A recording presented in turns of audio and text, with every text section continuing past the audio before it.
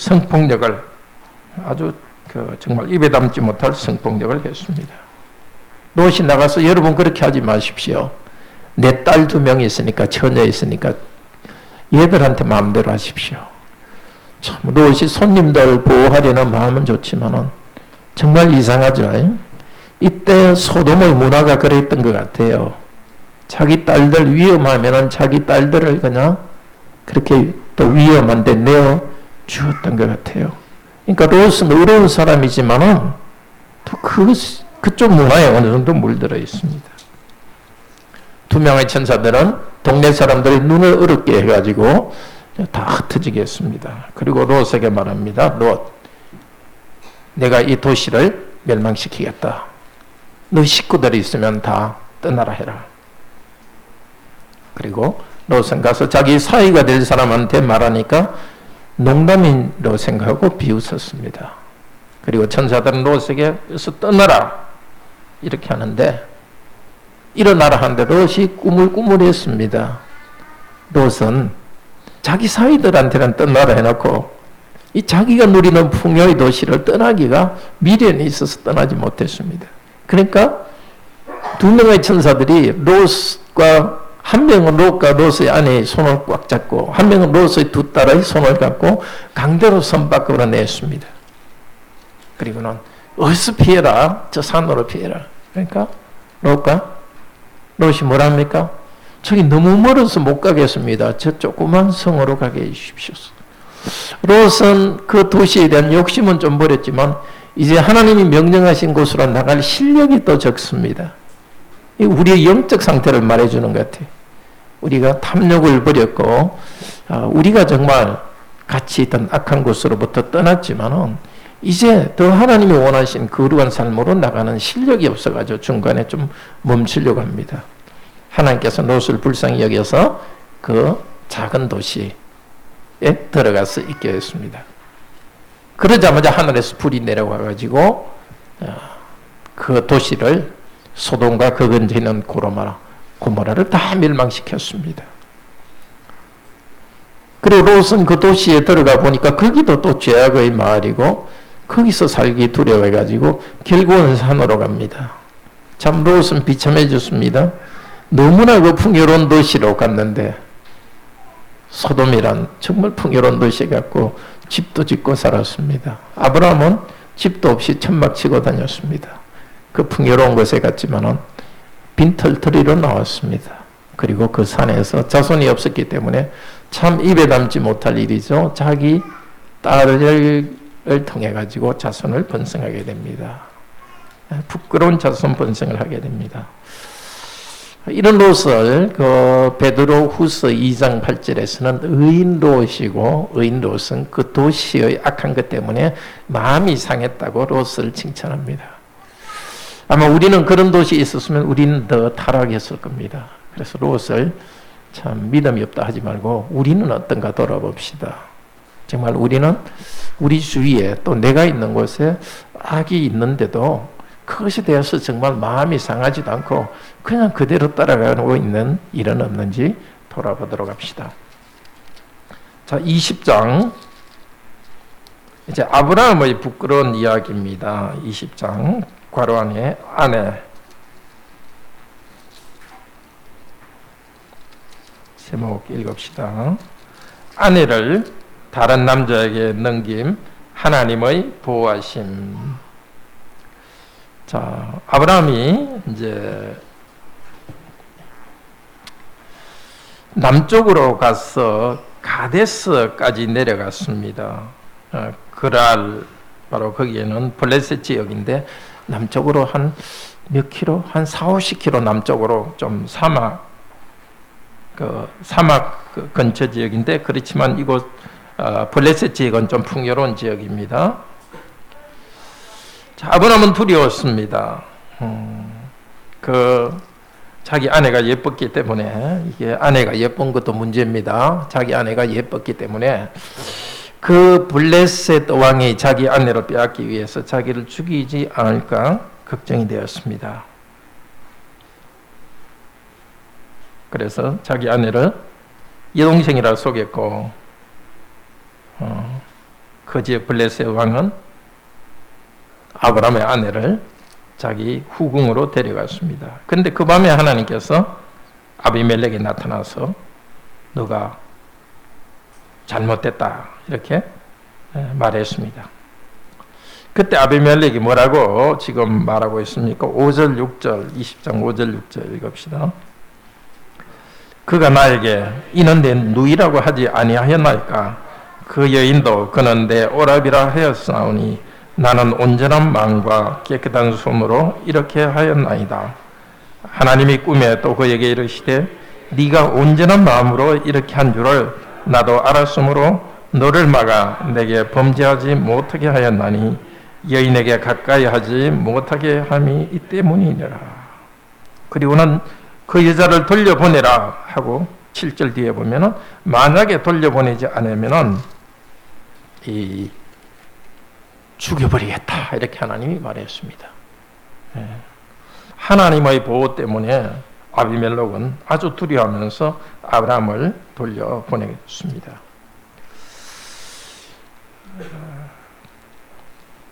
그리고 여기 아비멜렉이 아브라함한테 왜 거짓말을 했냐 이러니까 11절에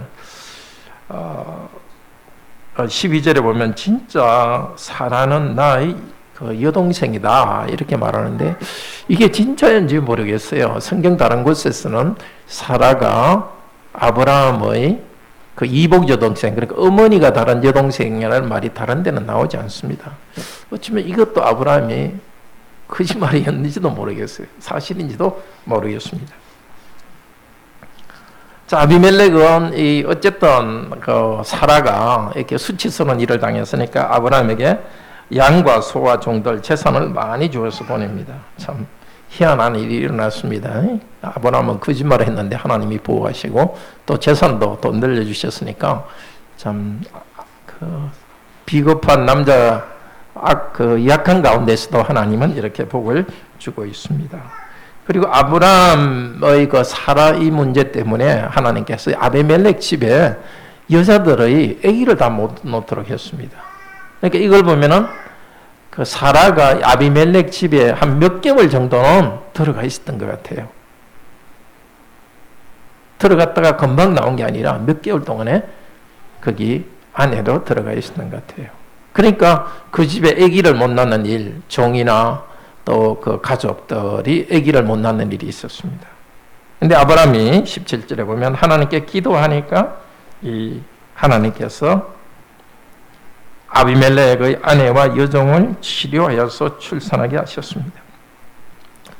아브라함이 하나님의 능력을 좀 더 확신했으면 좋았을 것 같아요. 그렇게 거짓말하고 비겁하게 해도 하나님이 이렇게 구원해 주셨는데 그렇게 능력이 많으신 분 아닙니까?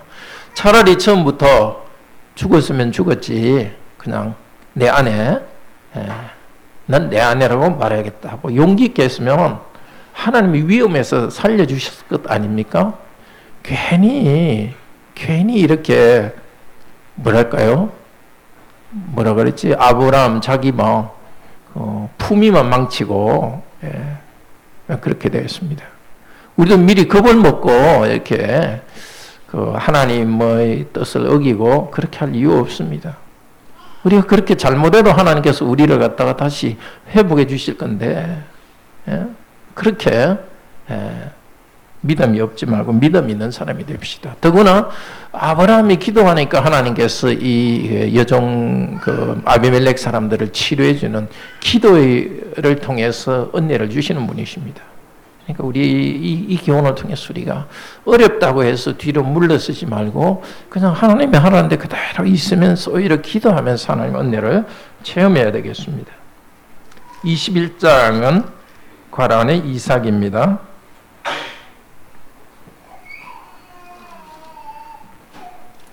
제목 읽읍시다. 이삭의 출생, 블레셋 왕과 평화조약. 자, 사라는 임신했고 이삭은 출생하는데 1절 표현이 중요합니다. 1절, 2절 읽읍시다. 21장 1절, 2절.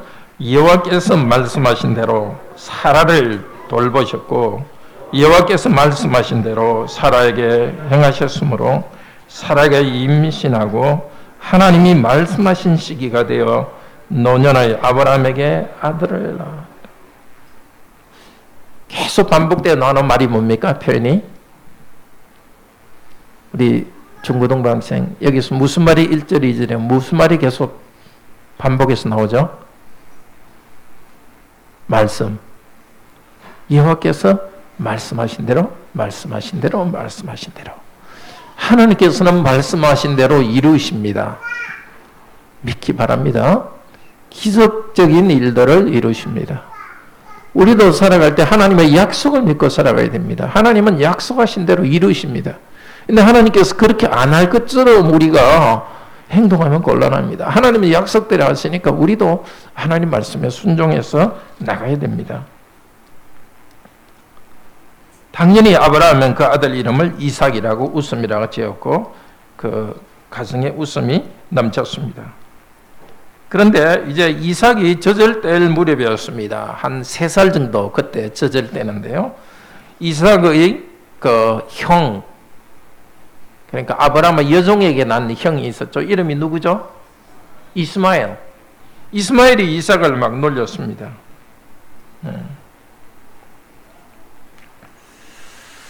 자, 이 그 9절에 보면은 21장 9절에 이삭을 놀린다. 이것도 차악합니다. 차악. 웃다는 말과 같습니다. 가정에 웃음이 있는데 또 이 이복형은 13살 많죠? 이 동생을 갖다가 아주 놀림감을 만들면서 웃었습니다. 그러니까 사라가 아브라함에게 이 애를 내줘 쫓아라 이렇게 하니까 아브라함이 고민을 했는데 하나님께서 아브라함에게 말씀합니다. 12절에 보면은 사라의 말을 들으라. 사라의 말을 듣고 이스마엘은 쫓아내어라. 사라와 너에게서 난 자녀가 너희 뒤를 이을 언약의 후손이다. 자, 사라가 어떤 감정적인 것 때문에 이렇게 했을 수 있습니다. 뭐 그렇게 있었겠죠. 그렇지만 사라가 감정적인 어떤 화가 나서 했지만 사라가 하는 말은 옳았습니다. 그래서 하나님께서는 사라가 하는 말을 들어라 이렇게 합니다. 남자들도 아내가 좀 화가 나서 하는 말이라도 말이 맞으면 좀 그대로 들어야 되겠죠. 예. 자, 하나님께서는 이제 이스마엘을 쫓아내어서 이제 바란 광야라고 남쪽 그 사막 좀 조금 그 광야 지역으로 보냈습니다. 이제 아브라함의 아들 이삭을 통해서 언약의 가정을 이루어갑니다. 21절에 보면은 에서가 아니라 이스마엘은 애굽 땅 여인과 또 결혼합니다. 이스마엘의 어머니는 어느 나라의 어느 민족이었죠? 이집트였고 이스마엘의 아내도 이집트. 이스마엘은 이렇게 점점 하나님의 언약 백성으로부터 떨어져 나갑니다. 이스마엘은 이런 그 언약 백성의 그 주가 되는 주류는 되지 못했더라도 그러나 그 언약을 의지해서 이삭을 통해서 주신 언약에 의지해서 하나님의 백성의 복을 누릴 수 있었지만은 점점점 이스마엘은 하나님 백성으로부터 떠나갑니다. 그리고 있는 일이 21절에 22절부터 아비멜렉과 군대 사람들이 아브라함에게 와서 평화의 조약을 맺자고 합니다. 22절 우리 같이 읽읍시다. 그때에 아비멜렉과 군대장관 비골이 아브라함에게 말하여 이르되 네가 무슨 일을 하든지 하나님이 너와 함께 계시도다. 그렇게 해서 평화 조약을 맺자고 합니다. 자, 정말 하나님 백성이 누리는 복입니다. 이 아비멜렉은 아브라함에게 큰 위협이 되었던 사람입니다. 그렇지만 아브라함의 삶을 쭉 관찰하면서 이 사람의 삶은 보통이 아니다. 하나님이 함께 하신다 하면서 아브라함에게 우리 같이 친구가 되고 평화의 언약을 맺자고 말합니다. 아브라함은 복의 근원이 되고 있습니다. 아브라함께 가까이 하는 사람은 복을 받을 것이고 아브라함을 저주하고 해를 끼치는 사람은 해를 받을 것입니다. 예수 그리스도 안에서 우리가 누리는 복입니다. 물론 우리가 살아갈 때 믿지 않는 사람들이 우리를 괴롭히는 일도 있습니다. 그렇지만 또 다른 한편 우리가 하나님 말씀대로 순종하며 나아갈 때 정말 일이 안 될 것 같은데 하나님께서 우리를 참 기적적으로 붙들어 주시는 그런 일들을 믿지 않는 사람들도 보게 됩니다. 뭐 물질적인 것이나 또 자녀의 문제 그런 것 때도 그런 일이 있습니다. 그러나 다른 어떤 것보다도 우리의 삶 자체가 그 믿지 않는 사람들처럼 그렇게 천박하게 살아가지 않고 정말 하나님 뜻대로 살아갈 때 믿지 않는 사람이 볼 때도 뭔가 이 사람들의 삶에는 다른 게 있다 하면서 친구가 되고 싶어 합니다. 이제 그렇게 해서 복음 전도가 이루어집니다. 정말 하나님이 함께 하시니까 우리 삶에 대해서 좀 자신감을 갖기를 바랍니다. 항상 혹시 실패하지 않을까? 사람들이 나를 뭘 하지 않을까? 이런 자세가 아니라 좀 당당하게 하나님 백성으로 살아가서 사람들이 우리한테 좀 끌려오도록 그렇게 하기 바랍니다. 자, 22장 과라반의 제물입니다. 제물.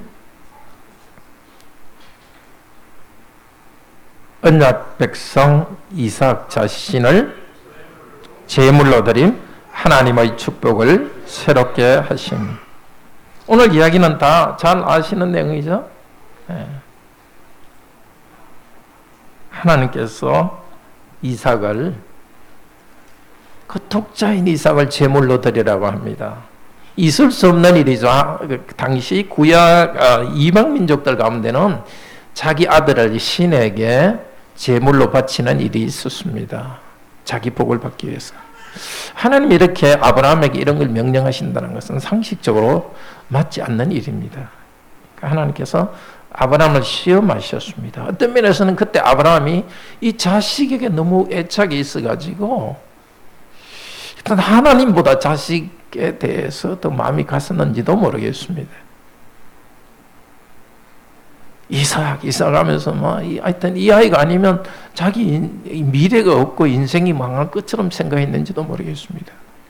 하나님께서는 우리가 하나님 주신 복에 대해서 하나님보다 더 이렇게 크게 쏠려갈 때는 그것을 뺏어가려는 일을 하십니다. 어쨌든 아브라함은 이삭을 데리고 하나님 명령하시는 곳으로 갔습니다. 그리고 거기서 이삭을 묶어가지고 칼로 찌르려고 했습니다. 그때 이삭의 나이가 아마 여러분 한번 중학교 2, 3학년 정도는 되지 않았을까? 근데 아브라함은 이미 나이가 한 15, 이승 돼서 완전히 힘이 없습니다. 이삭이 왜 이래 아버지 하면서 막 이렇게 몸부림치면 아마 아브라함은 거기서 완전 나가라 떠들어졌을 겁니다. 이삭은 참 순종하면서 이렇게 아버지가 하는 대로 자기를 맡겼습니다. 그때 하나님께서 아브라함 그만두라 하고 그만두라 했고 뒤를 돌아보니까 양이 숯불에 걸려 있었고 아브라함은 그것으로 제사를 드렸습니다. 그리고 하나님께서는 아브라함에게 다시 복을 선언해 주셨습니다. 이렇게 하나님께서 복을 선언하는데요. 우리 22장 16절 17절 읽읍시다. 이르시되 여호와께서 이르시기를 내가 나를 가리켜 맹세하노니 네가 이같이 하여 네 아들 네 독자도 아끼지 아니하셨은즉 내가 네게 복을 주고 네 씨가 크게 번성하여 하늘의 별과 같고 바닷가의 모래와 같게 하리니 내 씨가 그 대적의 성문을 차지하리라. 예. 네 독자도 아끼지 아니하였은즉 오히려 이제 더 많은 후손을 것이고 18절에는 천하 만민이 복을 받으리라. 그리고 18절에 이는 왜냐하면 내 말을 준행하였습니다. 하나님 말씀을 순종할 때 하나님 우리에게 명령하시는 것이 분명히 하나님의 뜻인데도 우리에게는 영 얼토당토하는 일, 도저히 잘 이해할 수 없는 일을 명령하실 때가 있습니다. 그때 눈 쫙 감고 순종하는 것이 필요합니다.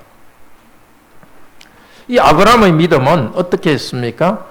자, 하나님의 두 가지 약속과 명령이 있습니다. 하나의 약속은 너에게 태어난 이 이삭을 통해서 자손이 번성하리라. 그러니까 이삭은 죽지 않고 계속 살아야 되지 않습니까?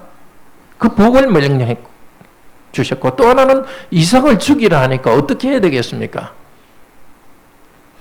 분명히 하나님의 복을 이루려면 이삭은 죽여서는 안 되는데 그 이삭을 죽이라고 말할 때 어떻게 해야 되겠죠? 그냥 명령대로 하면 됩니다. 두 개 다 하면 됩니다. 우리 생각으로 합리적으로 조정 못할 때는 하나님 복 주실 거는 믿고 또 위험한 길로 가면 됩니다. 우리 생각에는 방법이 없을 것 같지만 하나님의 생각에는 방법이 있습니다. 그래서 여기 적어놨지만 교재에 히브리서 11장 17절 18절에서는 아브라함은 이삭을 죽은 자로부터 다시 받은 것과 똑같다고 합니다. 그러니까 아브라함 마음속에서는 사실 이삭은 죽었습니다. 그런데 하나님께서는 다시 살려주셨습니다. 이 이삭은 바로 우리 주 예수 그리스도를 미리 보여줍니다. 하나님께서 아브라함에게는 이삭을 죽이지 말라 그랬습니다. 양을 준비하셨습니다. 그러나 하나님께서는 당신의 사랑하는 아들의 목을 내리치셨습니다. 그 아들을 십자가에 죽게 하셔서 이제 저와 여러분이 이 이삭을 통해 받는 복, 이삭의 후손으로 오신 예수 그리스도 그분을 통해서 저와 여러분이 복을 받게 되었습니다. 죄인인 여러분들이 예수 그리스도의 희생의 피 때문에 하나님의 아들, 딸들이 되었습니다. 원래 하나님의 아들이신 독생자 예수 그리스도를 통하여서 우리는 하나님의 아들들로 입양되었습니다. 23장 괄호 안에는 죽음입니다. 그리고 삶.